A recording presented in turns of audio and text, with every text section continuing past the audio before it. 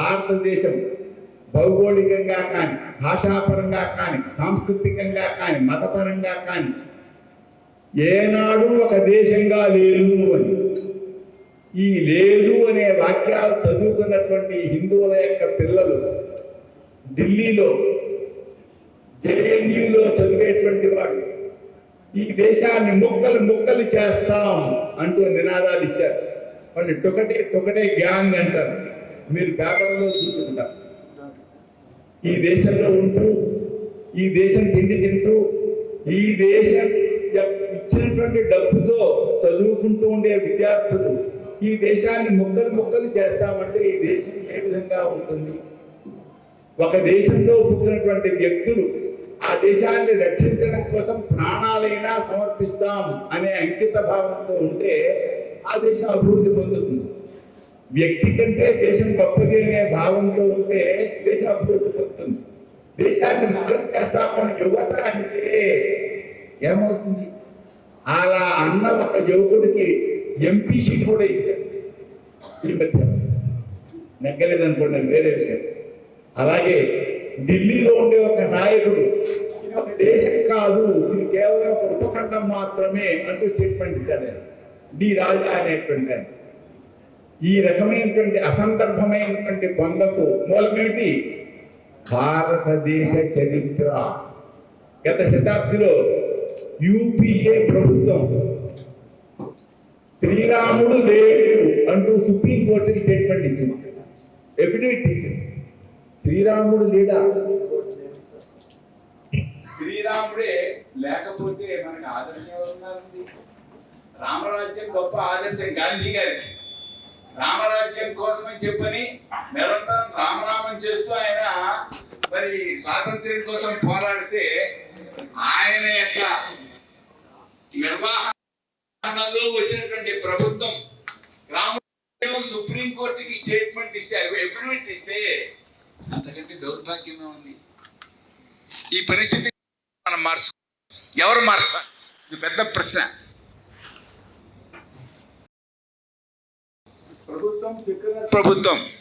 ప్రభుత్వం తరఫున ఏదైనా ఒక ప్రతిపాదన వస్తే అది రిలీజియస్ మతానికి సంబంధించింది అని వ్యతిరేకించే కంఠాలు చాలా ఉన్నాయి.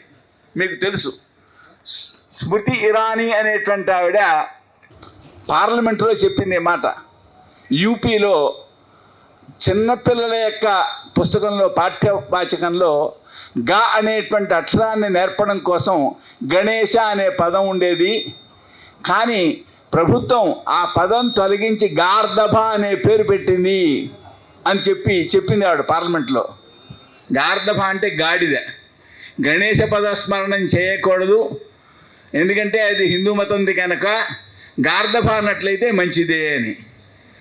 ఆ మాట చెప్పినందుకు ఆవిడ్ని పదవి నుంచి తీసేయరా? ఆమె చదువుకోలేదు, ఆమె యూనివర్సిటీలో చదువు లేదు, డిగ్రీ లేదు, దింపండి అంటే వాళ్ళ పోరు పడలేక ప్రధానమంత్రి గారు ఆవిడకి వేరే శాఖ ఇవ్వాల్సి వచ్చింది, విద్యాశాఖ తొలగించి. మన తెలుగువాడు ఒక ఆయన సత్యనారాయణరావు అనేటువంటి ఆయన యజ్ఞం వల్ల వర్షం పడుతుంది అని ఒక మాట అన్నాడు. ఆయన పనికిరాడు, మంత్రి పదవి పనికిరాడు, దింపండి అంటే వాజ్పేయి గారి కాలంలో ఆయన ఇంటికి పంపించారు. మంత్రి పదవి పోయిందండి ఈ ఒక్క మాటకే. ఎందుకని? హిందూ మతం కల్పించబడింది చరిత్రలో ఉంది కనుక. క్రీస్తు పూర్వం 4వ శతాబ్దిలో హిందూ మతం కల్పించబడింది అనే మాట ఉంది కనుక అధికారికంగా ఈ పనులన్నీ జరిగాయి. పాకిస్తాన్లో ఒక యువకుడు క్రీడపై ఆసక్తి ఉన్నందువలన క్రీడలో భారతదేశం విజయాన్ని పొందిందని భారతదేశపు జెండా ఎగరవేశాడు. అతను వెంటనే జైల్లో పెట్టారు. కానీ దేశాన్ని ముక్కలు అన్నవాళ్ళని కానీ ఈ దేశం ఒక దేశమే కాదన్న వాళ్ళు కానీ వాళ్ళపై ఏ చర్య తీసుకోలేదు. చూసారా? ఎందుకంటే భారతదేశం ఆ విధంగా ఉంది కనుక. మరి ప్రభుత్వం సెక్యులర్ ప్రభుత్వంలో ఉండేటువంటి రాజీవ్ గాంధీ గారు ఈ దేశం రాముడిని బాగా ప్రేమిస్తోంది, రామాయణం సీరియల్గా తీయండి అని అప్పటి దూరదర్శన్తో అన్నారు. వెంటనే ఆ పార్టీకి సంబంధించిన నాయకుడు సీతారాం కేసరి అనేటువంటి ఆయన రామాయణం సీరియల్ తీసినట్లయితే అది ఏమవుతుంది, మత సంబంధమైనది అవుతుంది, ఇవి తీయడానికి వీల్లేదు అన్నారు, ఆగిపోయింది, తీయలేదు, జరగలేదు.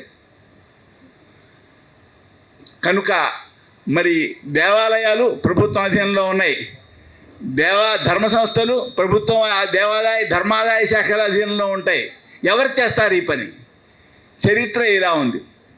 అదేంటండి, అది చరిత్ర కదండి, మనం ఏం చేయగలం అని మీరు అనవచ్చు.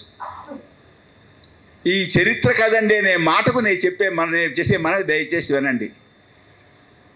మాక్స్ ముల్లర్ అనేటువంటి ఆయన భారతదేశానికి చరిత్ర రాయడాన్ని పూనుకున్నాడు.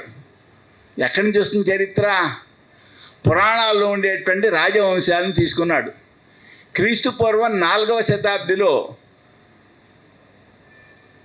చంద్రశ్రీ అనే ఓ మైనర్ కుర్రాడు ఉన్నాడు. ఆ కుర్రాడి కాలంలో చంద్రగుప్తుడు, సముద్రగుప్తుడు అని ఒక సేనాని, ఒక మంత్రి ఉండేవారు. ఈ చంద్రగుప్తుడు అలెగ్జాండర్తో మాట్లాడినటువంటి వాడు.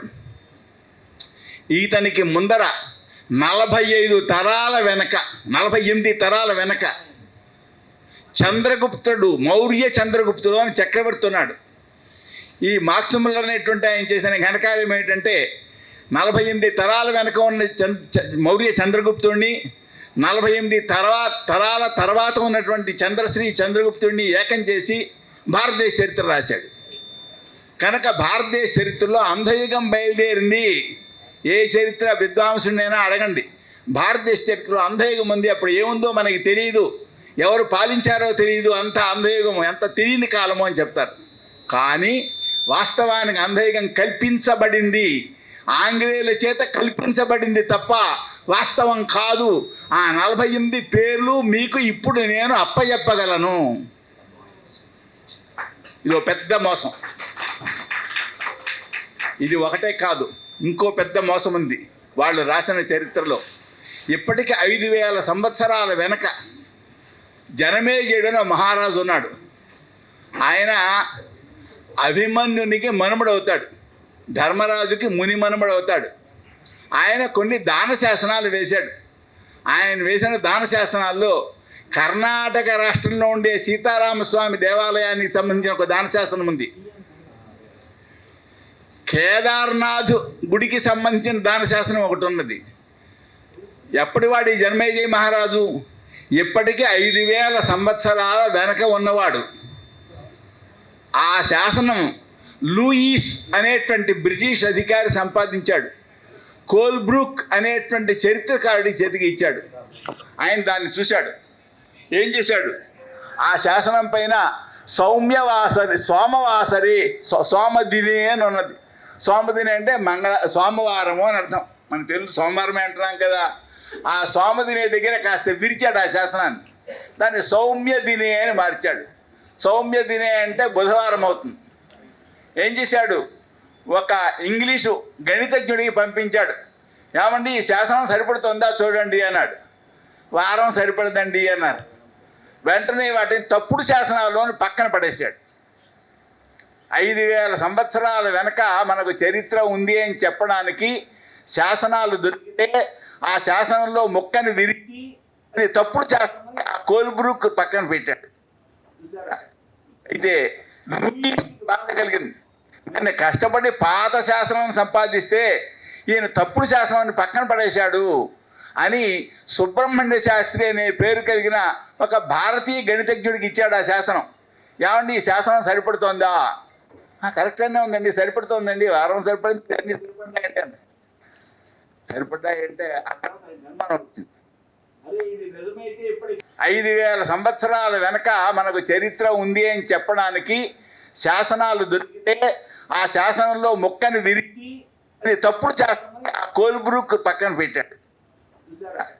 అయితే బాధ కలిగింది. నేను కష్టపడి పాత శాసనం సంపాదిస్తే ఈయన తప్పుడు శాసనాన్ని పక్కన పడేశాడు అని సుబ్రహ్మణ్య శాస్త్రి అనే పేరు కలిగిన ఒక భారతీయ గణితజ్ఞుడికి ఇచ్చాడు ఆ శాసనం.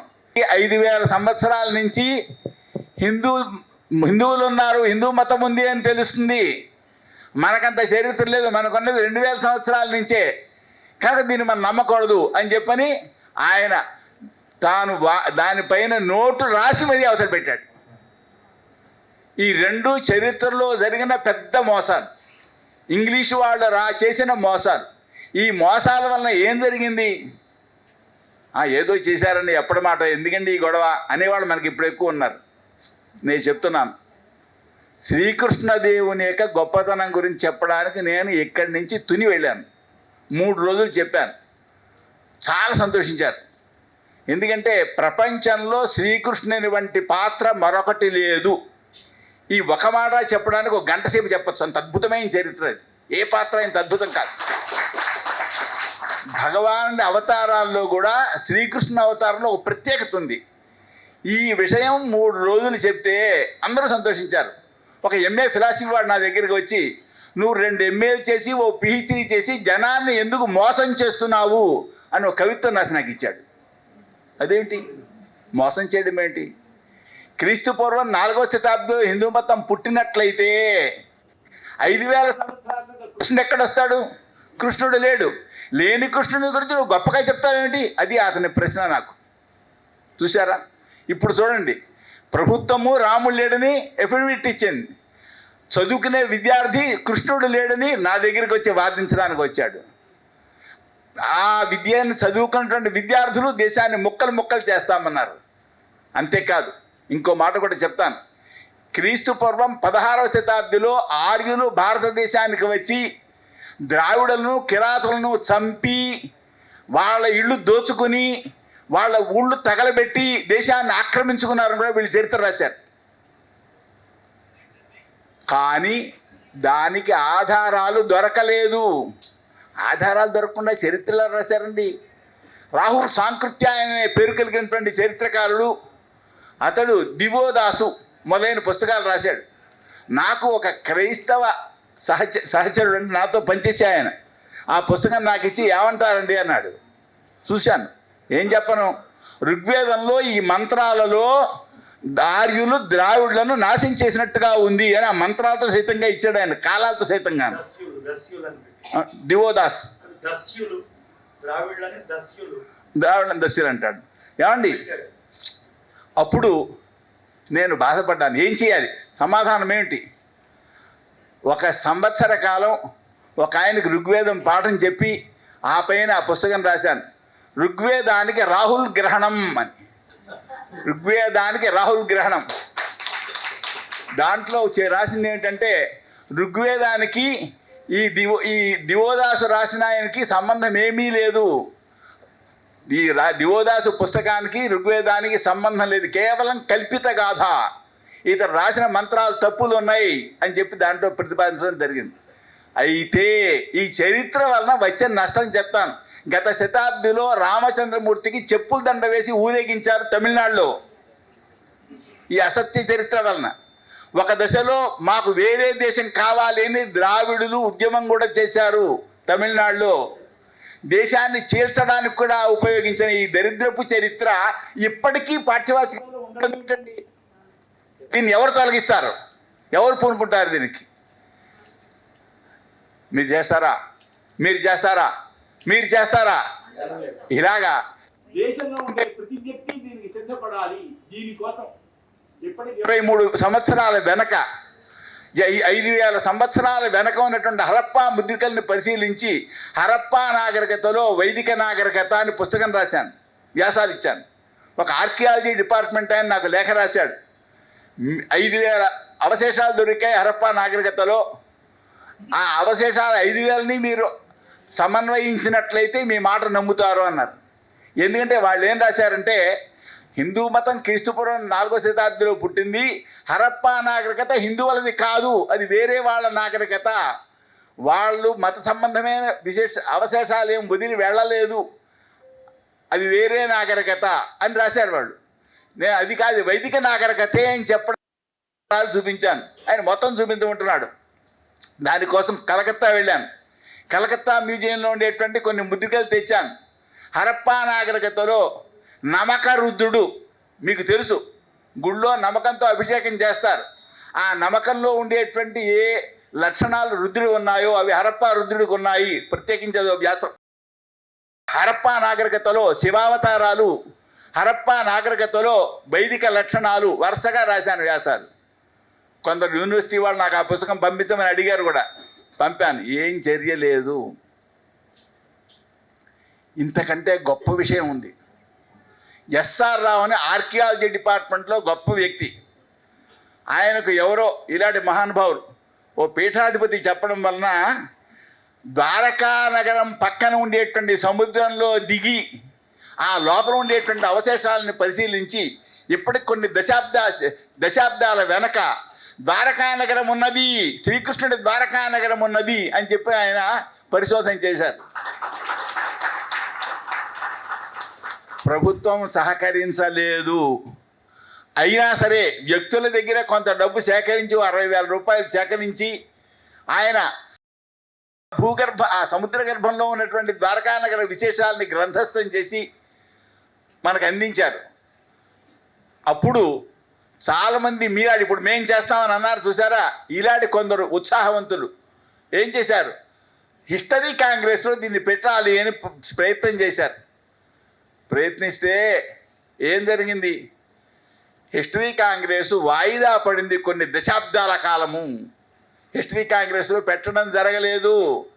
5,000 సంవత్సరాల వెనక కృష్ణుడు మనకు దొరికినా, ఆ అవశేషాలు లభించినా కృష్ణుని యొక్క చరిత్ర పుస్తకాల్లో ఎక్కలేదు. విద్యార్థులు మాత్రం కృష్ణుడి గురించి చెప్తే ఏమంటున్నారు, ఎందుకు ఈ అబద్ధాలు ప్రచారం చేస్తావు అని అంటున్నారు. చెప్పండి ఎంత ఘోరం. కనుక ఇప్పుడు నేను చెప్పినటువంటి 2 అంశాలు బ్రిటిష్ వాళ్ళు చేసినవి. ఒక అంశం స్వాతంత్ర్యం వచ్చిన తర్వాత మన చరిత్రకారులు చేసిన ఘనకార్యం. నేను సంవత్సరం హిస్టరీ పాఠం చెప్పాను. హిస్టరీలో ఏముందో చెప్పనా, భారతీయులు ఎప్పుడు ఎవరితో ఎలా ఓడిపోయారో అదే భారతదేశ చరిత్ర. వీళ్ళకి విజయం పొందడం ఎప్పుడూ చేత కాదు, వట్టి చవటలు అనే భావన భారతదేశ చరిత్ర చదవడం వలన వచ్చింది. అదే చరిత్ర అనుకోండి, మనం ఏం చేయగలుగుతాం, ఏం చేయలేం. కానీ అది నిజం కాదు అని చెప్పడానికి ఇప్పుడు మీ ముందర నేను పుస్తకం మీకు సమర్పిస్తాను. మీకు అందరికీ ఒక కరపత్రం, ఒక పుస్తకం సమర్పిస్తాను. దాంట్లో 165 ఆధారాలు ఉన్నాయి. ఇప్పటికీ 10,000 సంవత్సరాల నుంచి భారతదేశ చరిత్ర ఉంది. భారతీయులు ప్రపంచం ఎవరికి ఎప్పుడూ తీసిపోయిన వాళ్ళు కాదు. 5,000 సంవత్సరాల వెనక పరిపాలించినటువంటి ధర్మరాజు నాడే 13 ద్వీపాలతో కూడిన భారతవర్షాన్ని పాలించాడు. 13 ద్వీపాలతో కూడిన భారతవర్షాన్ని పాలించాడు ఆయన ఏకఛత్రాధిపత్యంగా. 36 సంవత్సరాలు పాలించాడు. ఎలా పాలించాడు, ఓ మనిషికి ఇంట్లో ఉద్యోగం లేదు, బతకడానికి వృత్తి లేదు. వెంటనే ప్రభుత్వానికి సంబంధించిన మనుషులు ఆ ఇంటికి వస్తారు. వచ్చి, అబ్బాయి నువ్వు ఏ పని చేయగలుగుతావు, నేను పలానా పని చేయగలనండి, ఇదిగో నీకు పెట్టుబడికి ఇస్తున్నాను, డబ్బు తీసుకో, ఇదిగో ఈ వస్తువులు తీసుకొని నువ్వు చేయి. ఆ తర్వాత ఆ వృత్తి నేర్చుకుని ఆ తర్వాత సొంతంగా పని చేసుకుంటాడు. ఇలాగా ప్రతి వ్యక్తికి, ఏ ఒక్క వ్యక్తికి వృత్తి లేదు అనే మాట లేకుండా పరిపాలన మహాభారత చరిత్ర. నేను మహాభారతం 3 సంవత్సరాల కాలం చెప్పాల్సి వచ్చింది. ఎందుకు చెప్పాల్సి వచ్చిందో చెప్పమంటారా, మనకు భారతదేశ పాఠ్యవాచకాల్లో ఏమన్నదంటే భారతం గురించి, భారతంలో ఒక విశ్వవిద్యాలయంలో, 2 విశ్వవిద్యాలయాల్లో కాస్త చెప్తాను. తెలుగు విశ్వవిద్యాలయం, తెలుగు విశ్వవిద్యాలయం కాదు, తెలుగు ఎంఏలో ఉన్న చరిత్ర ఏమిటంటే, వ్యాసుడు 8,800 శ్లోకాలు రాశాడు, వైశంపాయనుడు 24,000 శ్లోకాలు రాశాడు, మిగిలిన సూత్రుడు రాశాడు అని ఉంది. ఇది ఇప్పుడు 50 ఏళ్ల వెనక చదివిన గ్రంథం. అరే ఇలా చెప్తున్నారేంటి, మా నాన్నగారు చెప్పినప్పుడు వ్యాసుడు రాశారని చెప్పారే, ఈ తేడా ఎలా వచ్చిందబ్బా, వాళ్ళు ఆధారాలు ఇస్తున్నారే, వాళ్ళు శ్లోకం ఇచ్చారు ఇక్కడ, 8 శ్లోక సహస్రాణి 8 శ్లోక శతాని చ 24 సాహస్యం చక్రే భారత సంహిత అనే వాక్యాలు ఇచ్చారు. ఏమిటో మరి తెలియకుండా ఉండిపోయింది. ఆ తర్వాత ఇప్పటికీ 23 సంవత్సరాల వెనక సంస్కృతం ఎంఏ వెంకటేశ్వర విశ్వవిద్యాలయంలో చదివినప్పుడు దుర్మార్గులైన పాండవులు మంచివాళ్ళైన కౌరవులను అన్యాయంగా చంపిన కథ భారతానికి మూలము. దానిని వ్యాసుడనే సంకలనకారుడు అటు దిటు ఇటు దటు మార్చి భారతాన్ని రాశాడు అని పరిచయం చేశారు. నాకు లోపల నుంచి కంపరం వచ్చింది. ఇదేంటిది, ఏం చేయాలి, విశ్వవిద్యాలయాల్లో చదివే చదువులు ఇవి. ఈ చదివిన విద్యార్థులు రాముడిని ఎక్కడ నమ్ముతారు, కృష్ణుని ఎక్కడ నమ్ముతారు, హిందూ మతాన్ని ఎక్కడ నమ్ముతారు? హిందూ మతాన్ని ద్వేషించరా, అసహించుకోరా? దీనికి ఆధారాలు ఉన్నాయా? నేను ఒక దేవాలయంలో కూర్చుని 3 సంవత్సరాల కాలం భారతం మొత్తం చెప్పి ఈ 2 తెలుగు ఎంఏలో చెప్పింది, సంస్కృత ఎంఏలో చెప్పింది తప్పు, భారత కర్తృత్వం ఇది అని వ్యాసం రాసి విశ్వవిద్యాలయంలో వినిపించాను. వినిపిస్తే అన్నారు, నిజమేనండి, ఏమిటో వాళ్ళు అలా రాశారండి అన్నారు. కనుక దీనికి అంతకీ మూలం ఎక్కడ ఉంది? 2 మూలాలు ఉన్నాయి. ఒక మూలం ఏమిటి అంటే, ఆంగ్లేయులు 3 కోట్ల మంది ఉన్నారు లండన్లో. భారతదేశాన్ని పాలించడానికి సంబంధించిన ఉద్యోగులు 3,000 మంది ఉన్నారు. 3,000 మంది ఉంటే భారతదేశంలో జనం ఎంతమంది ఉన్నారు? 33 కోట్లు ఉన్నారు. 3,000 మంది 33 కోట్ల మందిని ఎలా పాలించగలుగుతారండి? దానికోసం వాళ్ళు వీళ్ళలో ఇన్ఫీరియారిటీ కాంప్లెక్స్ కలిగించడం. మేము పనికిమాలిన వాళ్ళము, మాకు చరిత్ర లేదు, మా పూర్వులు పనికిమాలిన వాళ్ళు, మనం కేవలం ఆంగ్లేయులు చెప్పిన మాట వినడమే మన కర్తవ్యం, అదే దైవ విహిత ధర్మం అనే భావన హిందువుల్లో కలిగించారు. నిజమా? కలిగించారండి.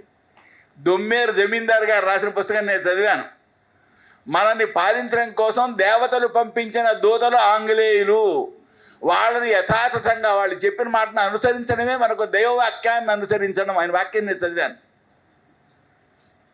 ఈ భావాన్ని వాళ్ళు కలిగించడం కోసం ఈ చరిత్రలో ఇటువంటి అసంబద్ధమైన, అసత్యమైన కల్పనలు చేశారు.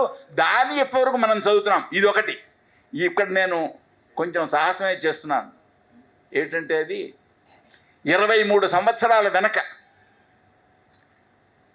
కలకత్తాలో, విజయవాడలో కమ్యూనిస్టు మహాసభలు జరిగాయి. ఆ మహాసభల్లో వృద్ధ కమ్యూనిస్టు నాయకుడు నంబూద్రిపాద్ అనేటువంటి ఆయన ఉపన్యాసం చెప్పాడు. కవింప చేయడం కోసం రష్యాలో మనం ఒక మీటింగ్ పెట్టుకున్నాం. ఆ మీటింగులో ఏ దేశంలో ఏ గ్రంథాలు ఎక్కువ ప్రభావం చూపిస్తున్నాయో ఆ గ్రంథాల్లో హీరోలను విలన్లుగా, విలన్లని హీరోలుగా మార్చి మనం రచనలు చేయాలి. చేస్తే అప్పుడు ఆ గ్రంథాలపై వాళ్ళకి విశ్వాసం పోయి మన కమ్యూనిజంలోకి వస్తారు అని చెప్పని ఒక తీర్మానం చేశాం. దాని తర్వాత కలకత్తాలో మరో మీటింగ్ పెట్టుకున్నాం. ఆ మీటింగ్కి నెహ్రూ గారు వచ్చారు, రవీంద్రనాథ్ ఠాగూర్ కూడా వచ్చారు. భారతదేశంలో వేదాలు, రామాయణం, భారతం గ్రంథాలు ఎక్కువ ప్రభావం చూపిస్తున్నాయి కాబట్టి వాటిల్లో ఉండే హీరోలని విలన్లుగా, విలన్లని హీరోలుగా మార్చి మనం రచన చేయాలి అని నిర్ణయించుకున్నాం. మనం ఆ రచనలు చేశాం. ఆ గ్రంథాలపై విశ్వాసం ఇప్పుడు పోయింది. కానీ ఆ గ్రంథాల ఆధారంగా ఈ దేశంలో నీతి నిజాయితీలు పూర్వం ఉండేవి. ఆ గ్రంథాలపై నమ్మకం పోవడంతో ఈ వ్యక్తులకు కూడా నీతి నిజాయితీలు పోయాయి. కనుక మన నీతిని మళ్ళీ కలిగించడం కోసం వివేకానందుడు మొదలైనటువంటి వాళ్ళ యొక్క రచనలను ఆధారంగా చేసుకుని మళ్ళీ రచనలు చేయాలి అని ఆయన ప్రతిపాదించాడు. ఇక్కడ వాళ్ళు నీతి నిజాయితీలను తుడిచిపెట్టడం చేశారు, కానీ నీతిని కలిగించే రచనలు చేయలేదు. ఇల్లు కూలగొట్టడం సులభం, కట్టడానికి చాలా శ్రమ పడాలి. కనుక ఆ పని జరగలేదు.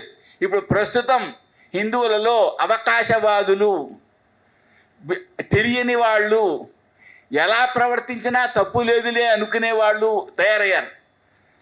కనుక ప్రస్తుత హిందూ సమాజ స్థితికి ఆంగ్లేయులు చేసినటువంటి ఆ 2 పనులు, ఆ తర్వాత కమ్యూనిస్టులు చేసిన 3వ పని ఏది? చరిత్ర విషయంలో చేసిన అపకారం, కృష్ణుని చరిత్ర పైకి రాకుండా తొక్కిపెట్టడం అనేది జరిగింది. కనుక నేను ఇంతకుముందు పూజ్యులైనటువంటి రాధా మనోహర్ దాస్ గారిని కోరాను, అయ్యా ఈ విషయంలో మీరు పూనుకోండి, మీరు నాయకత్వం వహించండి, మీ మాట వినేవాళ్ళు చాలామంది ఉన్నారు అని చెప్పాను. ఏమండి,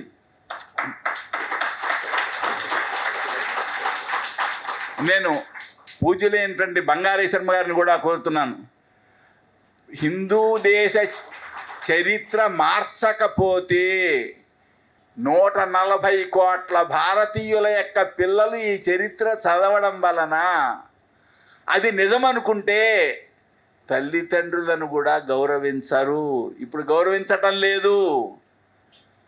పూర్వం రాముడు ఆదర్శంగా ఉండేటువంటి కాలంలో మీరా సాహిబ్ అనే ఒక మంగలి, మనవాడి హిందువే. అతను రామస్వామి నాయుడు గారి దగ్గర సంగీతం నేర్చుకోవడానికి వెళ్ళాడు. వాళ్ళ నాన్నకు పక్షవాతం వచ్చింది అని తెలిసింది. నా చదువు కంటే నాన్న ఆరోగ్యం ముఖ్యమని చదువు వదిలేసి అతడు ఇంటికి వచ్చాడు. అతడి జీవితం అంతా మంగళపురితోనే ఉండిపోయాడు. అతడే కనుక రామస్వామి గారి దగ్గర చదువుకున్నట్లయితే రామస్వామి గారు చాలా పేరున్నవాడు కనుక గొప్ప సంగీత పండితుడు అయి ఉండేవాడు. అంతకంటే తండ్రికి సేవ ముఖ్యము అనే భావన ఆయన పొందాడు. ఎందువలన? రాముడు ఆదర్శం కనుక. జై శ్రీరామ్. కానీ ఈనాటి చరిత్రలో రాముడిని తొలగించడం వలన నిన్ననే చదివాను, ఒక గొప్ప సంపన్నుడు, బాగా సంపన్నుడు, 10 ఇళ్ళు ఉన్నాయి ఆయనకి. కొడుకు ఆస్తి పనిచేశాడు, ఇచ్చేసిన తర్వాత కొడుకు ఇంట్లోంచి గెంటేశాడు. కోర్టుకి అతడు అప్లై చేసుకున్నాడు, అయ్యా నాకు ఒక ఇల్లేనా ఉండడానికి అవకాశం కలిగించండి నేను కోర్టుకు అడుక్కోవాల్సిన పరిస్థితి వచ్చింది. ఎప్పుడు ఇది? రాముడు ఆదర్శం కాని కాలం ఇది కనుక. ఇలాగా తల్లిదండ్రులు నెట్టేసేవాళ్ళు, అనాథాశ్రమాల్లో చేర్చేటువంటి వాళ్ళు ఎంత ఉన్నారు, వృద్ధాశ్రమాల్లో చేర్చేవాళ్ళు. మా ఇంట్లో మా ఇద్దరం ఉద్యోగస్తులం అండి, మా తల్లిదండ్రులు చూడడం కుదరదు, వృద్ధాశ్రమంలో చేర్చేయండి. ఈ రకమైనటువంటి అంటే మామూలు మానవ సంబంధాలు కూడా తెగిపోయే దురదృష్టకర పరిస్థితి ఎందుకు వచ్చింది? ఆదర్శం లేకపోవడం వలన. ఆదర్శం ఉన్న కాలంలో ఎలా ఉంటుంది? భరతుడు అన్నాడు, మా అన్నగారు ఉండగా నేను రాజ్యాన్ని స్వీకరించినట్లయితే మా వంశంలో నేను ధూళి వంటి వాడిని అయిపోతాను. ఎందుకంటే ఈ పైన రాజులుగా వచ్చేటువంటి వాళ్ళు భరతుడు అలా చేశాడు కదా అని సోదరులు రాజ్యం కోసం ఎగబడతారు, వాళ్ళు కొట్టుకుంటారు, దేశాన్ని ముక్కలు చేస్తారు, ఇలా ప్రజలందరికీ వినాశం కలుగుతుంది. అటువంటి పరిస్థితి రాకుండా ఉండడం కోసం నేను రాజ్యాన్ని స్వీకరించను, నేను ధూళి వంటి వాడిని కాను, మా వంశం చాలా గొప్పది అన్నాడు. రాముడు ఆదర్శం కనుక. మరి ఇప్పుడు పరిస్థితి ఏమిటి? ఎంతమంది కోర్టులు కడుతున్నారు ఆస్తి పంపకాల కోసం. కనుక మన ప్రాచీనమైనటువంటి మహాచరిత్ర మనకుంది. షట్ చక్రవర్తులు ఉన్నారు, షోడశ మహారాజులు ఉన్నారు. మరి రాజ్యం కోసం కాకుండా ప్రజల యొక్క క్షేమం కోసం కట్టుబడి ఉన్నవాళ్ళు సొంత కొడుకునైనా సరే ప్రజలకు వ్యతిరేకంగా ఉన్నట్లయితే వెంటనే బహిష్కరించేవారు. సగర చక్రవర్తి తన కుమారుడు ఏంటంటే అసమంజసుడిని ప్రజలకు వ్యతిరేకంగా ప్రయత్నిస్తున్నాడని రాజ్యం నుంచి బయటికి పో అన్నాడు. మరి ఇప్పుడు తమ యొక్క సంతానం తప్పులు చేసినా వాళ్ళే కావాలి, వాళ్ళ కోసమే అని చెప్పని కోట్లు కూడబెడుతున్నారు. ప్రజల్ని కొల్లగొట్టి ఆదర్శం పోయింది, ధర్మం పోయింది, నీతి పోయింది, నిజాయితీ పోయింది. కనుక మన దేశంలో మళ్ళీ మన ప్రాచీన పరిస్థితి రావాలి అంటే ఏం కావాలి? మొదటి పని ఇది. ఈ పని ఒకటితో సరిపడుతుంది అన్ను. ప్రాచీన భారతదేశ చరిత్రను పాఠ్యవాచకాల్లో పెట్టండి. దీనికి 170 ఆధారాలు ఈనాటికి ఉన్నాయి. ప్రణవం ఉంది, మీకు తెలుసు కదా. ప్రణవం ఎవరిది? హిందువులదే కదండి. ప్రణవం పరమేశ్వర వాచకం. ప్రణవంతో ప్రారంభమైంది మన యొక్క మీటింగ్ ఏమండి. హరప్పా సంస్కృతిలో 5 చోట్ల ప్రణవం ఉన్నది. నిన్నే వ్యాసం రాశాను, హరప్పా సంస్కృతిలో 5 ప్రణవాలు అని. శివుని పక్కన ప్రణవం ఉన్నది. తస్య వాచక ప్రణవ యోగశాస్త్రం చెప్తోంది. శివుని శిరస్సుపై ప్రణవం ఉంది. శివుని యొక్క తలపై నుంచి ప్రణవం వచ్చింది అని ఎక్కడుంది? శివునిలో నుంచి ప్రణవం వచ్చినట్టుగా మనకు దీంట్లో ఉందండి. దేంట్లో? శివపురాణంలో ఉన్నది. వీళ్ళు ఆ ప్రణవాన్ని చూసి ఏమని పేరు పెట్టారు తెలుసా? ఈయనకి 2 కొమ్ములు ఉన్నాయని పేరు పెట్టారు. ఈ మనిషికి 2, పశుపతి దేవునికి 2 ఉన్నాయి, 3 ఉన్నాయని చెప్పారు వాళ్ళు. నేను దాన్ని నెల్లాళ్ళు పారాయణ చేస్తూ జపం చేస్తూ భగవంతుని ప్రార్థిస్తూ చూడవలసి వచ్చిందండి. ఆ ముద్రిక నా చేతికి మొదట వచ్చినప్పుడు చూస్తే ఇదేంటి 3 తలలు ఉన్నాయి 2 కొమ్ములు ఉన్నాయి అంటున్నారు. 3 తలలు 2 కొమ్ములు ఉన్న దేవుడు ఎవరు మనకి లేడు. ఇది మన మతం కాదంటున్నారు. నిజమేనా? సంధ్యావందనం చేయాలా మానాలా? 5000 సంవత్సరాల వెనక మన మతం లేకపోతే మనం ఎందుకు చేయడం? మన ధర్మం వదిలేయడమే. ఏం చేయాలి అని ఒక నెల్లాళ్ళు నేను జపం చేస్తూ కూర్చుంటే నెల తర్వాత ఆ శివుని పక్కన ప్రణవం కనపడింది. ఏమండి? ఆ శివుని పక్కన ప్రణవం కనపడిన తర్వాత దాంట్లో ఇప్పుడు 170 ఆధారాలు దొరికాయి. 1 కాదు 2 కాదు 5 చోట్ల ప్రణవం దొరికింది. ఏమండి? కనుక నేను మీకు అందరికీ మనవి చేసేది ఏమంటే మీ యొక్క వృత్తులతో పాటుగా ఈ పని అతి ముఖ్యము. ఇది స్వాతంత్ర్య పోరాటము. మనకి స్వాతంత్ర్యం వచ్చింది 40 ఏళ్ళు, భౌతికంగా మాత్రమే వచ్చింది, మానసికంగా రాలేదు. కేవలం పాశ్చాత్య బానిస మనస్తత్వంతో ఉన్నవాళ్ళే ఇప్పటికీ దేశంలో పరిపాలన సాగించే పరిస్థితి వస్తోంది. ఆ బానిస మనస్తత్వం పోయి మనదైనటువంటి స్వతంత్రమైనటువంటి మనకు పెద్దలు ప్రసాదించిన మహోన్నతమైన ఈ సంస్కృతి ఉన్నదో, రాముడు, కృష్ణుడు, వేదాలు, 18 పురాణాలు, వీటన్నిటితో కూడిన మహోన్నతమైన సంస్కృతి రక్షించుకోవడం కోసం వెంటనే భారతదేశ చరిత్రను పాఠ్యవాచకాల్లో పెట్టండి అని మనం ప్రభుత్వాన్ని కోరాలి, వెంటనే కోరాలి. ఎందుకంటున్నానంటే పై స్థానంలో ధార్మికులు లేకపోతే మనం చెప్పినా వినరు, ఓట్లు మాకు వేస్తే చాలంటారు. కానీ ఇప్పుడు ధర్మం పట్ల ఆసక్తి గలవాళ్ళు అక్కడ ఉన్నారు కనుక ఈ చరిత్ర ఇప్పుడు మారిస్తే ప్రపంచంలోనే మనది ప్రాచీన చరిత్ర అవుతుంది. నిజానికి 10,000 సంవత్సరాల నుంచి కాదు, అంత మాత్రమే కాదు, మన చరిత్ర ఇంకా ఉంది. కానీ ఆధారాలు కావాలి కదా. ఈ మధ్య ఒక ఆధారం కనబడింది. శివుని చేతిలో సుదర్శన చక్రం ఉన్న ఓ బొమ్మ కనబడింది. ఇది ఎప్పటిది? 28,000 సంవత్సరాల వెనకది అని చెప్పని ఆ పెట్టెను చూసి చేశారు. కానీ ఈ కథ ఎక్కడిది? ఇది టిబెట్లో జరిగింది.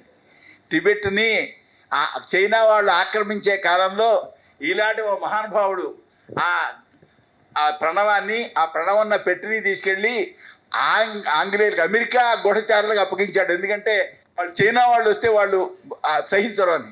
ఈ లోపలే వాళ్ళు వచ్చారు, ఆయన్ని కాల్చి చంపేశారు. ఆ ఆంగ్లేయులు అంటే ఈ అమెరికా వాళ్ళు దాన్ని తీసుకువెళ్ళి పరిశీలన చేస్తే ఈ డేటింగ్, కార్బన్ డేటింగ్ చేస్తే దాని ఏమని వచ్చింది? 28,000 సంవత్సరాలు వెనకది ఇది అని వచ్చింది.